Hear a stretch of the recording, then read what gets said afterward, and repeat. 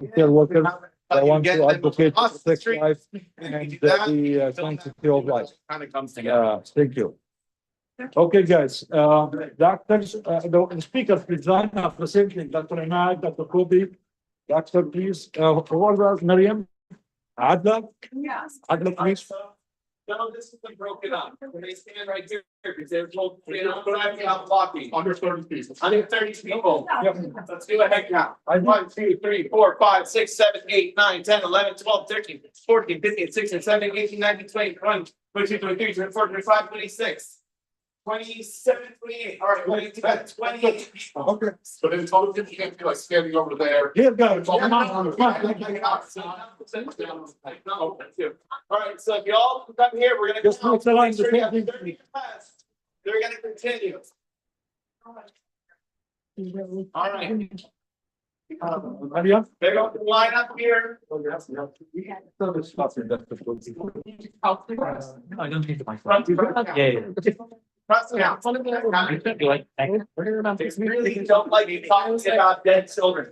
Yeah, absolutely, yeah. Because they're supposed to want Thank you. They protect the people that kill the children. They told us which side they're on. That's what he doesn't count. You know. All right, so we're gonna do a head count. Yes. 1, 2, 3, 4, 5, 6, 7, 8, 9, 10, 11, 12, 13, 14, 15, 16, 17, 18, 19, 20, 21, 22, 23, 24, 25, 26, 27, 28, 29, 30. You know, we need like 5 people to leave just in case. Right, I got you. Okay, good. I'll leave. Okay. Okay. And start. Thank you. Well, I'm Dr. Kobe James, Kobe, C-O-V-E-Y. I'm the orthopedic surgeon Are you here. guys cool with this many people? I'm an orthopedic surgeon in Washington, D.C. I've been to Gaza, Yeah, let's let that, yeah. I've been to Gaza 3 times. This was in 1964. Can you restart, please? Yeah. Guys, Michael, Kobe, stop. Please, go ahead. I'm Dr. Kobe, C-O-B-E-Y, an orthopedic surgeon based in Washington. I've been to Gaza 3 times and kept in constant contact with Palestinians. I first went in 1964, working for dehydrated children as a volunteer for UNRWA, and worked every day in the whole area. Lived in Gaza City, went down to Khan Yunis every day to 3 stations. I went back in 2000 to evaluate violations of Geneva Conventions by Israel. I found many of them. Then I went back in 2018 when I worked in Ali Arab Hospital, which is in northern Gaza, doing surgery. I taught surgery there and got to know many surgeons very well and kept close contact with them. They're good people. They're not terrorists. They want to help people. And the doctors need to be able to keep operating. You need UNRWA to keep functioning and support them. Without UNRWA, everything falls apart. So we wanted to show all the senators, renew the funding to UNRWA, and eventually hope we have one government with no apartheid laws. Thank you. Thank you, Dr. Kobe. Dr. David?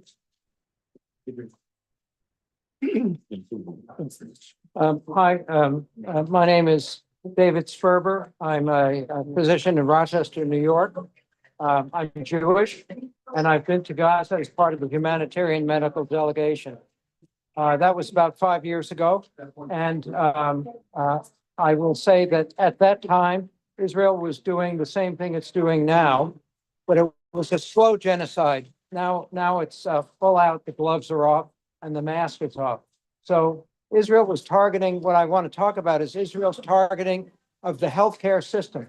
So it's guilty of genocide. The International Court of Justice has deemed it so and has called on it to stop all actions that are consistent with genocide.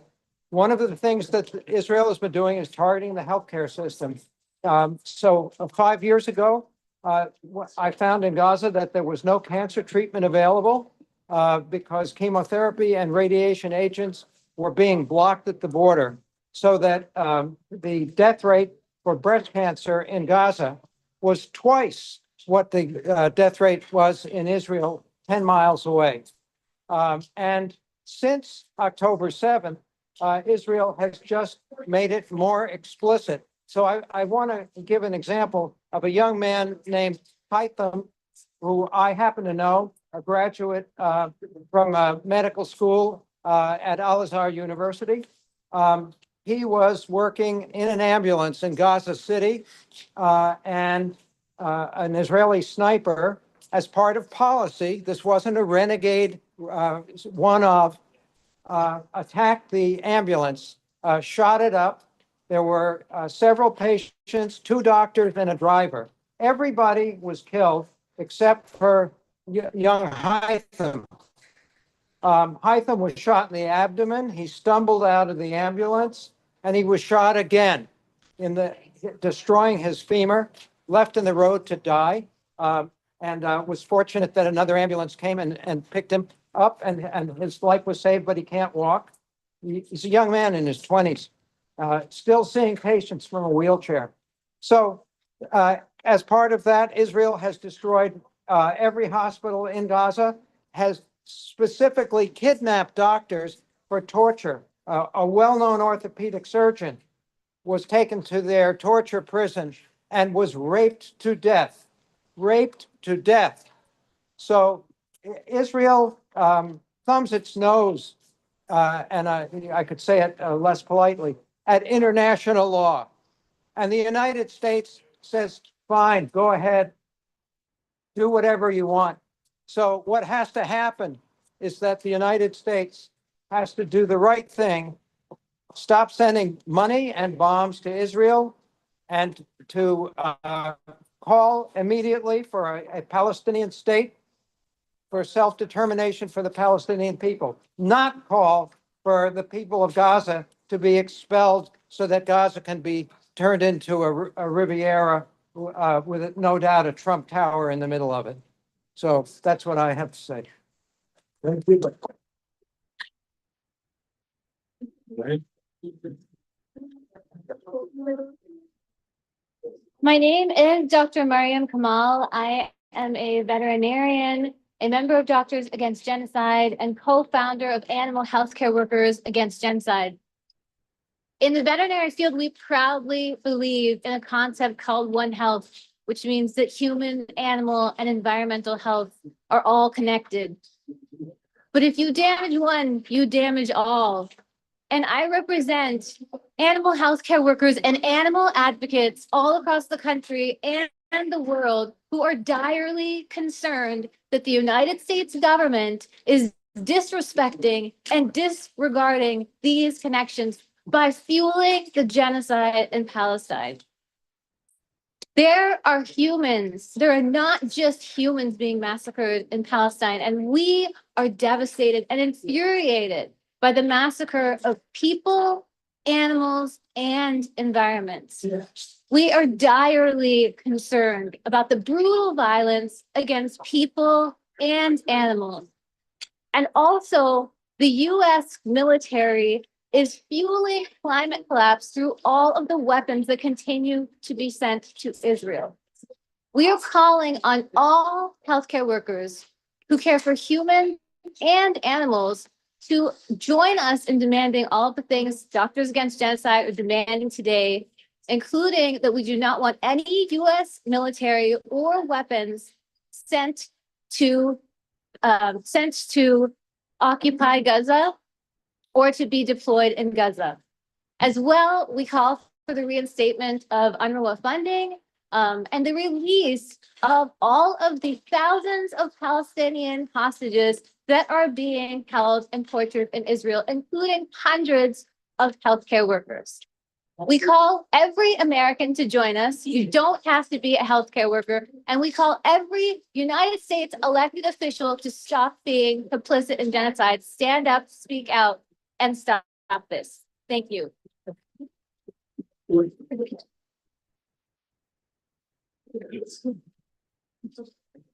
Yeah, I'm Dr. John Ruhr. I'm here with my colleagues from all over the country in Doctors Against Genocide. I'm a retired emergency physician who now works on violence prevention at all levels.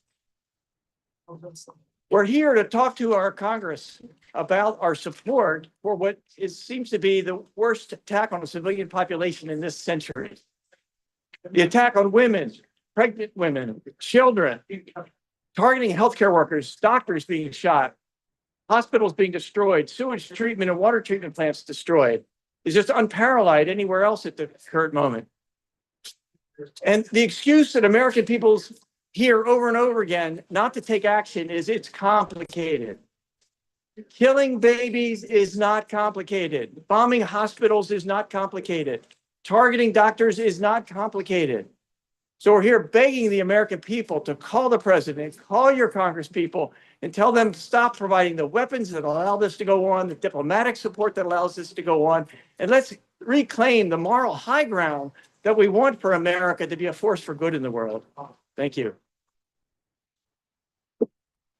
Assalamu alaikum. My name is Zaimad Abu Arab. I'm from Ann Arbor, Michigan. I'm a clinical assistant professor at the University of Michigan in family medicine. I'm here as with my colleagues of Doctors Against Genocide, but I'm also here as an educator. And as an educator, we talk about humanism, medicine, and education, how we integrate values that emphasize the importance of compassion and empathy and respect. But to be compassionate, we have to be knowledgeable. And over the last year, there have been over 2 medical schools in Gaza have been destroyed. 40 medical students have been killed. Many hundreds displaced. Many hundreds cannot finish their medical education. This is going to be take a tremendous toll on the medical system in Gaza to help rebuild it. It needs the student doctors to finish their careers to build it.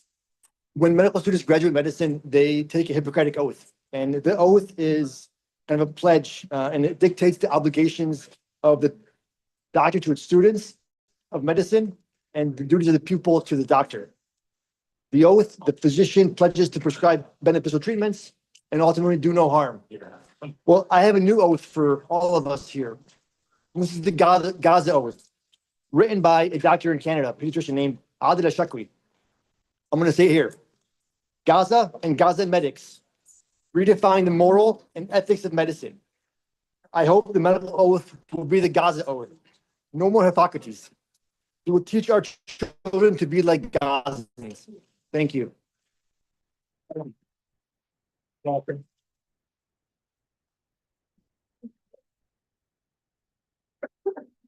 morning.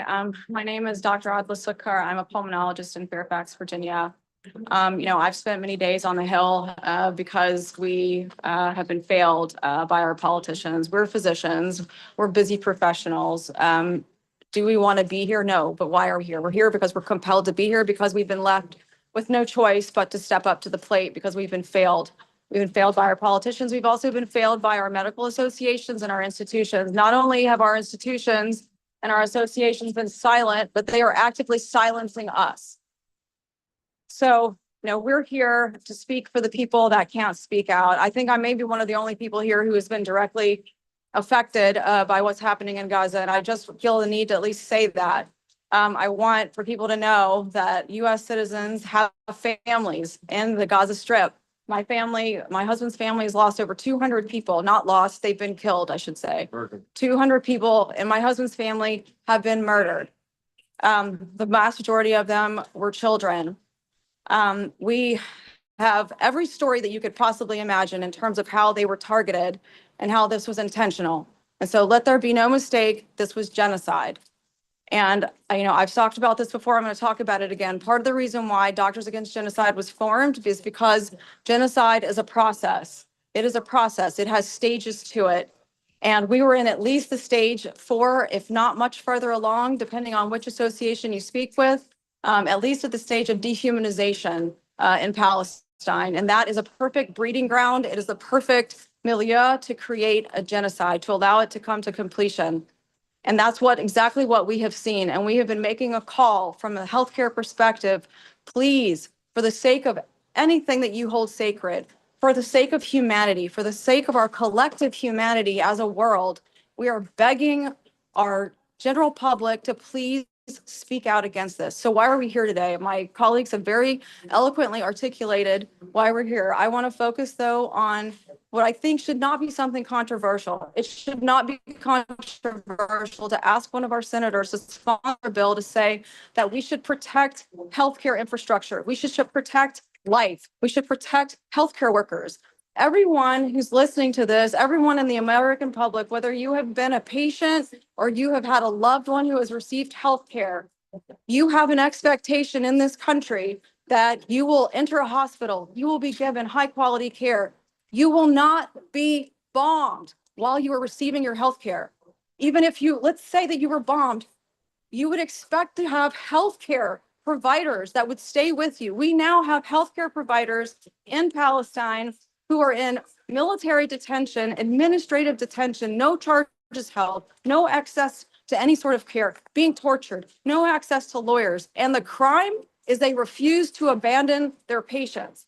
I think that every one of us here would say, what kind of a physician do you want taking care of you? You would want a physician who would never abandon you. I'm a physician, I'm a pulmonologist. Put my life on the line to take care of patients during the COVID pandemic. I have 5 children.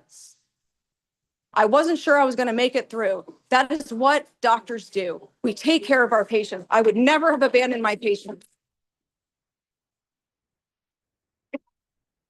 Now, I don't think that we as physicians cannot speak out when we see our colleagues. These are our colleagues.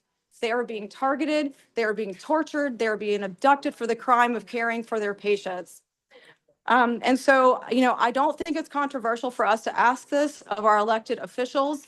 This is not complicated. This is easy. This is a slippery slope. This has been made political. We are not making, this is not a political issue. This is a healthcare issue. This shouldn't be difficult.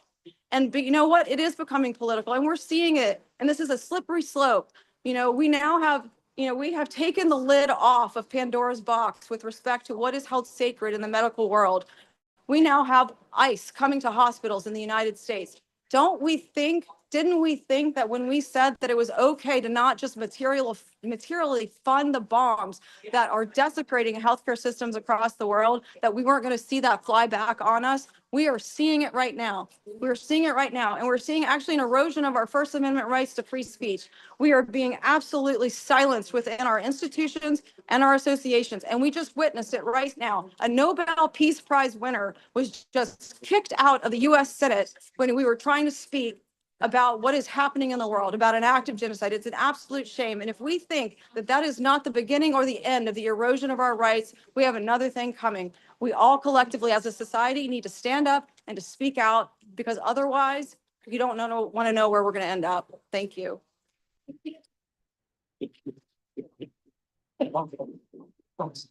Oh, yeah. Okay, thank you, David. Thanks. Yeah.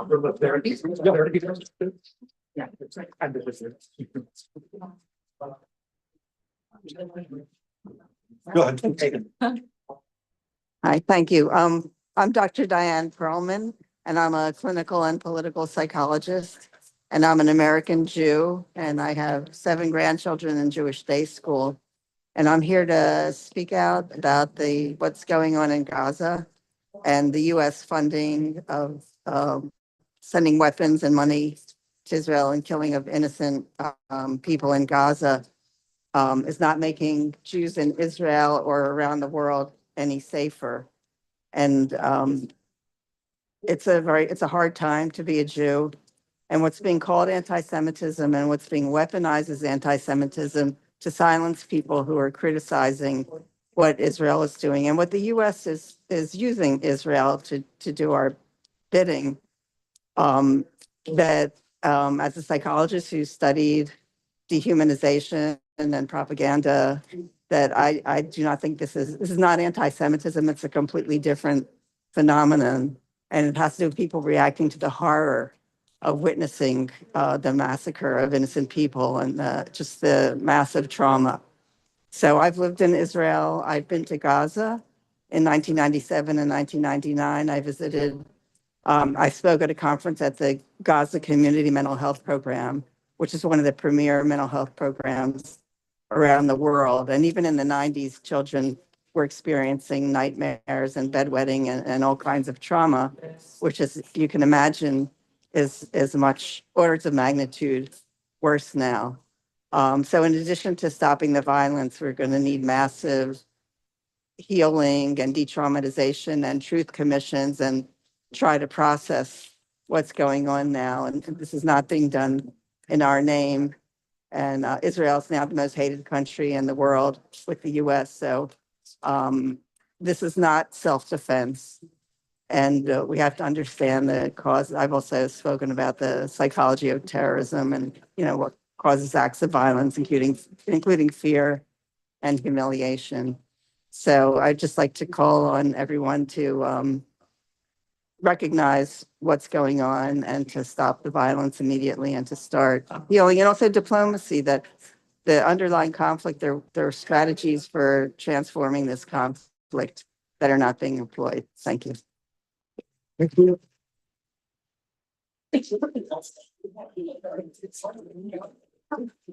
So my name is Jedediah Bell.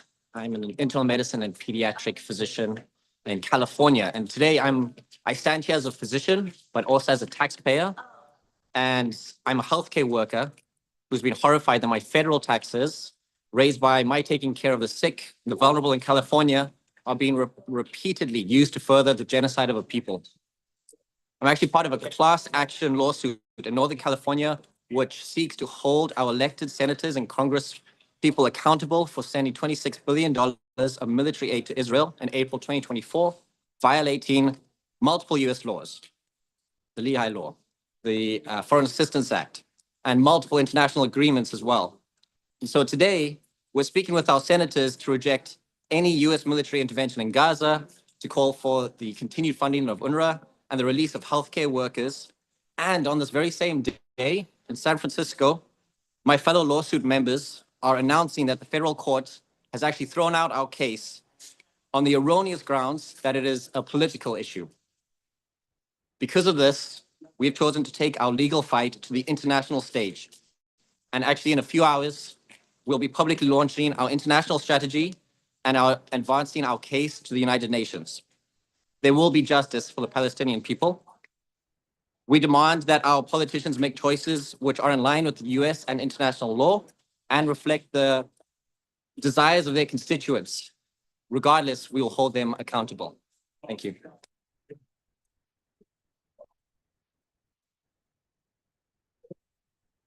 Yeah, thank you, everyone. I just want to bring attention to the incident that just happened. So we're a group of doctors, healthcare workers who are coming here to the Senate. Our only demand was to demand the protection of children, providing them enough food, enough shelter, demand the protection of hospitals, healthcare workers. We started our press conference inside the Hart Senate building. The security attacked us and they forced us to stop our conference and they pushed us outside.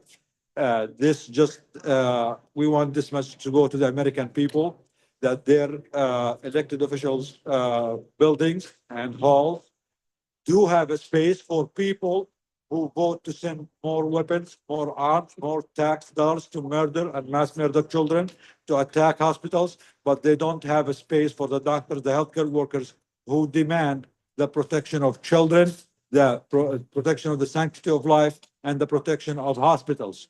So the American people should know who they are voting for and what their elected officials are doing. They are only allowing a space and a room for people who advocate for murder, mass murder of children and women and civilians, but they don't have a space for people, doctors, healthcare workers who advocate for life and protection of life, and to use our tax money here for our children rather than to use them to send more bombs and kill more children. Thank you.